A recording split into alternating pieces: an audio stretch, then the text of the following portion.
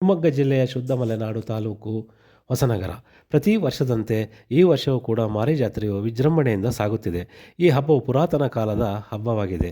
ಕಾರಣವೇನೆಂದರೆ, ಹಿಂದೆ ರಾಜಮಹಾರಾಜರ ಕಾಲದಲ್ಲಿ ಯುದ್ಧಗಳು ನಡೆಯುತ್ತಿದ್ದವು. ಆಗ ವಿಜಯಿಯಾದ ನಮ್ಮ ಸೈನಿಕರು ವಿಜಯೋತ್ಸವದ ನೆನಪಿಗಾಗಿ ದಂಡಿನ ಮಾರಿಯನ್ನು ಕೂರಿಸಿ ಹಬ್ಬವನ್ನು ಆಚರಿಸುತ್ತಿದ್ದರು. ಆ ಹಬ್ಬವೇ ಈಗ ಬಹಳ ವಿಶಿಷ್ಟವಾದ ಮಾರಿ ಜಾತ್ರೆಯಾಗಿದೆ. ಅದನ್ನು ಊರಿನ ಎಲ್ಲ ವರ್ಗದ ಜನರು ಭೇದವಿಲ್ಲದೆ ಆಚರಿಸುತ್ತಾ ಬಂದಿದ್ದಾರೆ. ಈ ದಂಡಿನ ಮಾರಿಯನ್ನು ತಮ್ಮ ಗ್ರಾಮದ ದೇವತೆ ಮತ್ತು ತಮ್ಮ ಗ್ರಾಮವನ್ನೇ ರಕ್ಷಿಸುವ ದೇವತೆ ಎಂದು ನಂಬಿದ್ದಾರೆ. ಇಂಥ ದೇವತೆಯ ಹಬ್ಬವನ್ನೇ ಮಾರಿ ಜಾತ್ರೆಯಾಗಿ ಕರೆದು ಹೆಚ್ಚಿನ ಜನರನ್ನು ಸೇರಿಸಿ ವಿಜೃಂಭಣೆಯಿಂದ ಆಚರಿಸುತ್ತಾ ಬಂದಿದ್ದಾರೆ.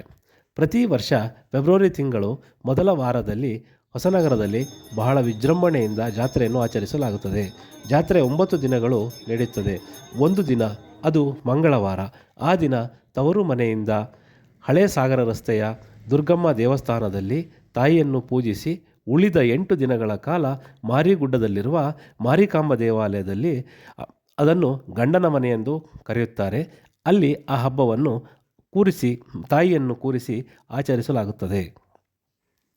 ಈ ಪದ್ಧತಿಯು ಅನೇಕ ವರ್ಷಗಳಿಂದ ನಡೆದುಕೊಂಡು ಬಂದಿದೆ. ಹೊಸನಗರದಲ್ಲಿ ಮೊದಲು 5 ದಿನಗಳ ಕಾಲ ಮಾತ್ರ ನಡೆಯುತ್ತಿದ್ದ ಜಾತ್ರೆಯು ಜನರ ಆಸಕ್ತಿ ಉತ್ಸಾಹದಿಂದ ಇಂದು 9 ದಿನಗಳ ಕಾಲ ವಿಜೃಂಭಣೆಯಿಂದ ನಡೆಯುತ್ತಿದೆ. 9 ದಿನಗಳು ಕೂಡ ಪ್ರತಿ ದಿನವೂ ಒಂದಿಲ್ಲ ಒಂದು ಸಾಂಸ್ಕೃತಿಕ ಕಾರ್ಯಕ್ರಮಗಳು ಸಹ ಜರುಗುತ್ತಾ ಬಂದಿದೆ. ಬಹಳಷ್ಟು ಅಂಗಡಿ ಮುಂಗಟ್ಟುಗಳು ಬಂದು ಇಲ್ಲಿ ಸೇರುತ್ತವೆ. ಸಣ್ಣ ಪುಟ್ಟ ಬೀದಿ ವ್ಯಾಪಾರಿಗಳು ಜಾತ್ರೆಯಿಂದ ಉತ್ತಮ ವಹಿವಾಟನ್ನು ನಡೆಸಿ ತಮ್ಮ ಆದಾಯವನ್ನು ಹೆಚ್ಚಿಸಿಕೊಳ್ಳುತ್ತಿದ್ದಾರೆ. ಬಹಳಷ್ಟು ಮಕ್ಕಳ ಆಟಿಕೆಗಳಾದ ಜೋಕಾಲಿ, ದೋಣಿ, ರೈಲು ಮುಂತಾದ ಅಮ್ಯೂಸ್ಮೆಂಟ್ಗಳು ಸಹ ಬರುತ್ತವೆ. ಹೊಸನಗರ ಪ್ರದೇಶವು ಮತ್ತು ಶಿಸ್ತಿನಿಂದ ಕೂಡಿದ ಜನತೆಯನ್ನು ಹೊಂದಿದೆ. ಆದ್ದರಿಂದ ಜನರು ದೇವಸ್ಥಾನದಲ್ಲಿ ಹೆಚ್ಚಿನ ನೂಕುನುಗ್ಗಲನ್ನು ಮಾಡದೆ ಸ್ವಯಂ ಪ್ರೇರಿತವಾಗಿ ತಾವೇ ಸಾಲಿನಲ್ಲಿ ನಿಂತು ದೇವಿ ದರ್ಶನವನ್ನು ಪಡೆದು ಸೇವೆಯನ್ನು ಮಾಡಿ ತೆರಳುತ್ತಿದ್ದಾರೆ. ತಾಯಿ ಮಾರಿಕಾಂಬೆ ತವರು ಮನೆಯಲ್ಲಿರುವಾಗ ಶಾಂತ ರೂಪಳಾಗಿದ್ದು ಗಂಡನ ಮನೆಯಲ್ಲಿ ಉಗ್ರರೂಪಳಾಗಿ ಕಾಣಿಸಿಕೊಳ್ಳುತ್ತಾಳೆ. ಆಕೆಯನ್ನು ಕೆಂಪು ವರ್ಣದಿಂದ ಅಲಂಕರಿಸುತ್ತಾರೆ.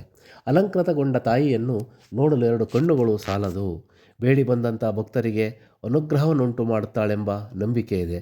ಮಕ್ಕಳಾಗದವರಿಗೆ ಮಕ್ಕಳನ್ನು, ವಿದ್ಯೆ, ಮನೆ ಕಟ್ಟುವ ಭಾಗ್ಯ, ಸಂಪತ್ತು, ರೋಗ ರುಜಿನಗಳ ನಿವಾರಣೆ, ಸಕಲ ಇಷ್ಟಾರ್ಥಗಳನ್ನು ನೀಡುವ ತಾಯಿಯಾಗಿದ್ದಾಳೆ.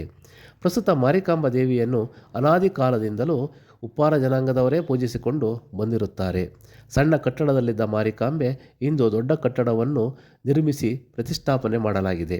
ಜಾತ್ರೆಗೆ ಸುತ್ತಮುತ್ತಲಿಂದ ಬಹಳಷ್ಟು ಜನರು ಬಂದು ಸೇರುತ್ತಾರೆ. ವಿಜಯದಶಮಿಯ ಕಾಲದಲ್ಲೂ ಸಹ ವಿಶೇಷವಾಗಿ ದೇವಿಗೆ ಅಲಂಕರಿಸಿ ಪೂಜಿಸಲಾಗುತ್ತದೆ. ಪ್ರತಿ ಮಂಗಳವಾರ ಮತ್ತು ಶುಕ್ರವಾರದಂದು ವಿಶೇಷ ಪೂಜೆ ಕೂಡ ನೆರವೇರುತ್ತದೆ. ಸ್ನೇಹಿತರೆ, ಸದ್ಯ ಶಿವಮೊಗ್ಗದ ಕಾಶ್ಮೀರವೆಂದೇ ಕರೆಯುವ ನಾವು ಈ ಹೊಸನಗರದಲ್ಲಿ ಇದೇ ತಿಂಗಳು 12ನೇ ತಾರೀಕಿನವರೆಗೆ ಜಾತ್ರೆ ನಡೆಯಲಿದ್ದು, ಭಕ್ತಾದಿಗಳು ಬಂದು ತಾಯಿಯ ದರ್ಶನವನ್ನು ಪಡೆಯಬಹುದಾಗಿದೆ.